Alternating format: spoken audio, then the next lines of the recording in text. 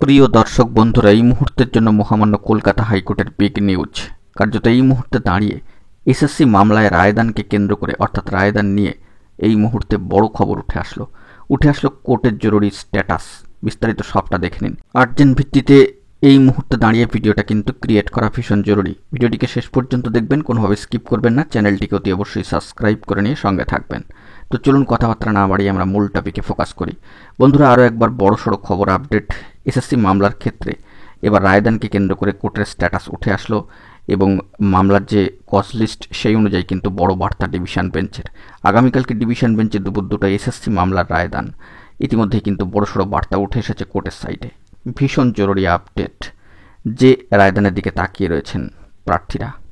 একদিকে চলছে রাস্তার আন্দোলন, রাজপথে আন্দোলন, জোরালো কর্মসূচি জেলায় জেলায়, পাশাপাশি চলছে কোর্টের আন্দোলন, কোর্টের যে বিভিন্ন কর্মকাণ্ড সেইগুলো।